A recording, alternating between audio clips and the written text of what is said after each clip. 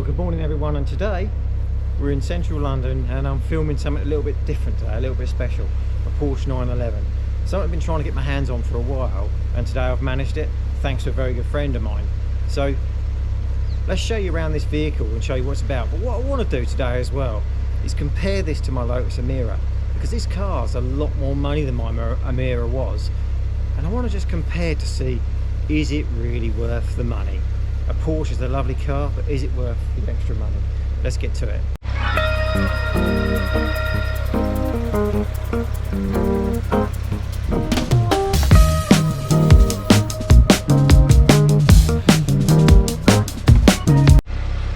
So this is the Porsche Carrera 4 GTS.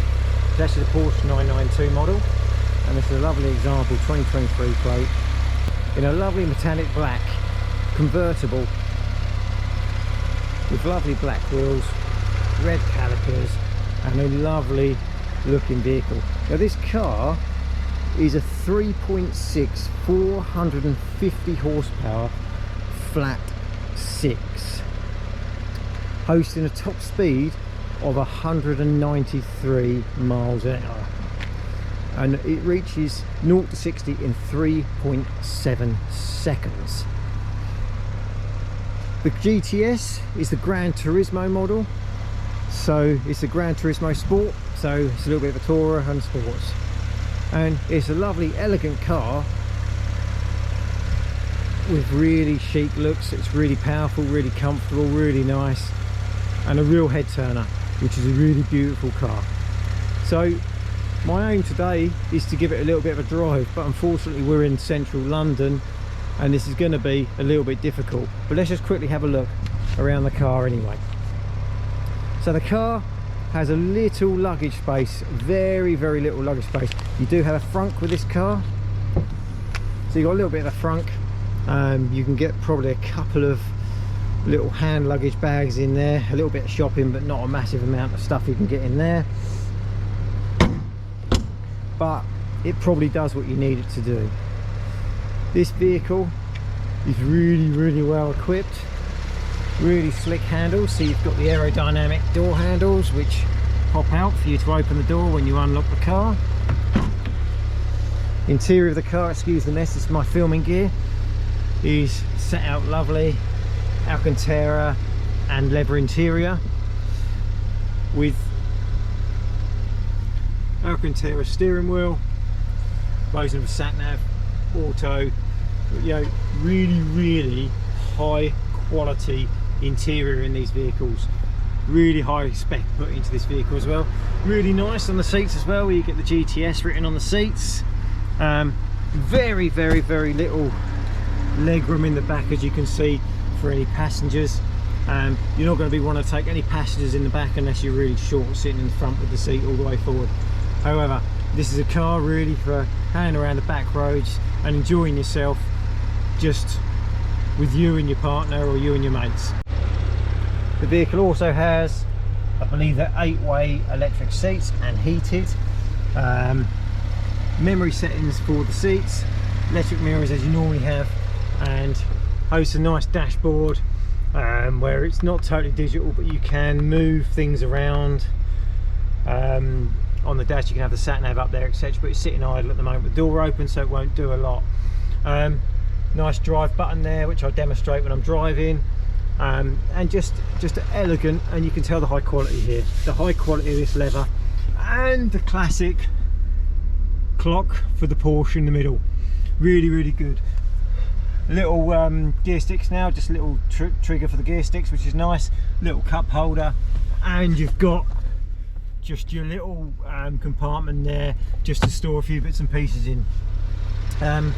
Button down there for your frunk and your, I suppose you want to call it, your bonnet, where your engine is in the rear.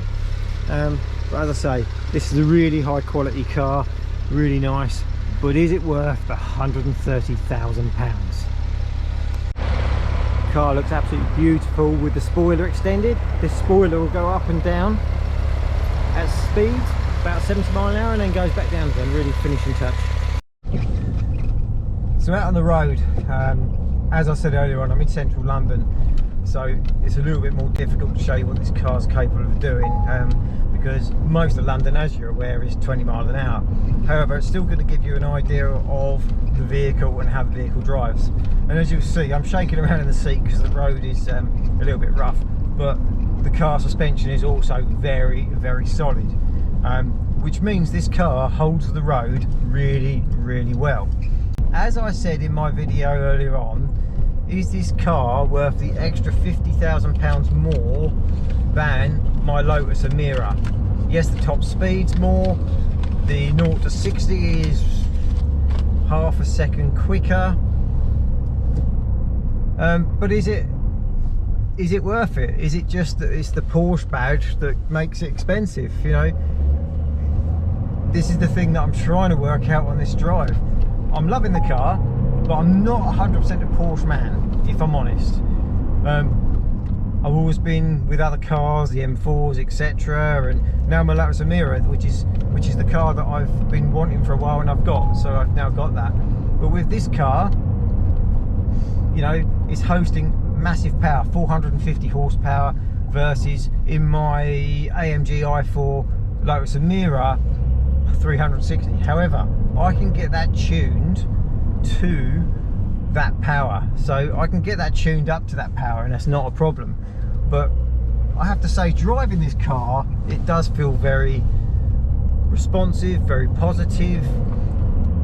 It's a bloody lovely drive, to be honest. It is a nice car, but I still can't get through my head whether it's worth this extra £50,000. But let's try and work it out on this journey. So this car hosts, as said on, it's got a 7-speed dual clutch automatic gearbox, where the Lotus has actually got an 8-speed dual clutch, 8-speed dual clutch gearbox, automatic again. So what is the difference? Well, the Emira is going to rev a lot lower in top gear, but this car does have some elegant features. It's got some really, really nice features. The dashboards on these now are getting better. Still a bit analog with a bit of LCD, sorry, on the right hand side, where you can host different features, your sat nav, etc. The car itself also has your sports modes on the bottom of the steering wheel, which you can change when you're driving. But you can also, as well, there's a little button in the middle of this switch that actually gives you, I believe it's 20 seconds boost. So it basically puts the car into full sports, race mode, track mode, sport mode, whatever you want to call it. It puts it into that mode to enable you to overtake or do what you need to do in that short period of time. And it does make a difference. I don't know if you hear it now. Hear that difference in tone? That's what that does. It just counts down from 20 seconds on the screen, which, you know, that is a really nice feature by Porsche.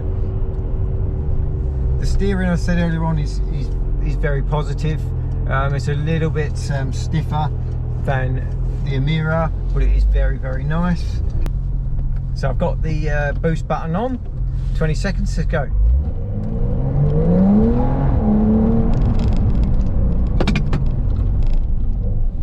There you go, just give you an example. Unfortunately got stuck by the lights. So as I say, driving it around London today is really difficult to show you what this car is actually capable of. But it's a lovely car, convertible, and you wouldn't know. This roof is absolutely amazing. You would never know this was an actual convertible roof. It's absolutely solid and really lovely. You wouldn't even think it was a convertible, but it definitely is a convertible. Really nice red seat belts, as you can see. Really, really nice touch. But the car alone, as a drivability point of view, is nice. One thing as well to be cautious of when you're buying one of these vehicles, a lot of the insurance companies want you to have a tracker, which is understandable. However, I know that the person that owns this vehicle had a tracker fitted by a third party, and the tracker really played with the electronics of the vehicle. It basically kept bringing the ECU into massive faults, 100 faults, 150 faults, And the car kept going back to Porsche, for Porsche tried to eliminate these faults, and they couldn't understand what it was. It took them nearly 3 weeks to basically eliminate these faults. So just be wary of that. If you're going to fit a bespoke tracker to one of these vehicles, it can cause the vehicle issues. Also as well, this vehicle is only used a lot in London, so the battery doesn't really get time to recharge, so occasionally it won't start and goes into fault. On the screen of these vehicles, the biggest fault that comes up continually when the battery is low, you don't get basically a low battery fault or anything like that, it will come up with a transmission fault on your dashboard. So if you get a transmission fault on your dashboard in a Porsche 911, it could mean multiple things, but generally means that your battery is very low. So just to give you a bit of insight on that, because that also gives you the wrong idea of what the issues are with the car when it has a fault. So down to the conclusion, what would I buy? Would I buy a Lotus Emira, or would I buy the Porsche 911 992 GTS? Well, personally for me, I think the Lotus Emira actually still wins, and it's just really down to the cost, the running costs, and the fun I can have in that car.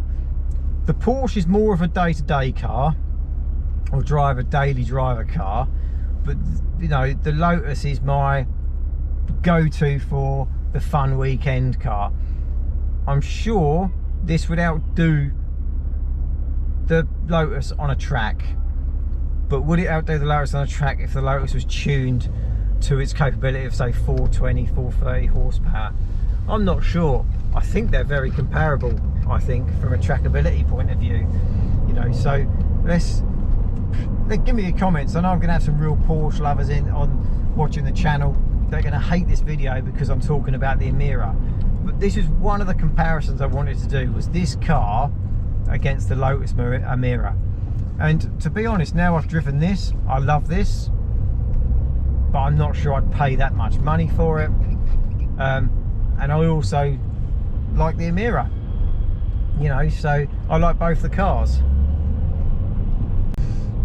Anyway, the aim of this video today was to basically show you what my thoughts and comparisons were against the Lotus Emira 2-litre i4 and Porsche 911 992 GTS. They are both lovely cars, there's no doubt about that. They are both beautiful cars, but the one that comes out on top for me today is the Emira, not the Porsche. Anyway, if you like my video, please subscribe, put your notifications on so you know when I do new videos. As I've said in previous videos, I've got a video coming up with the Emira going to Monaco, staying in the Munich hotel, putting the car in the room, so that should be a really good fun video to watch. I'm hoping also to hit the Nürburgring and get on there for a bit and see what the Lotus is capable of. I've also want to put some challenges out there and some drag races between the Emira, maybe this Porsche and other things. So it's definitely worth keeping tuned to the channel. Sorry today that I haven't been able to show you really how this Porsche goes, but it's really difficult when you're in 20-mile-an-hour zones in London to actually show you what this car is capable of. But this car is capable of a lot, and probably a lot more than the Lotus, but it's preference, isn't it? Everybody's got their own preferences to what they like. Anyway, thanks for watching, keep subscribed, keep notifications on, and I'll catch you again soon. Thank you.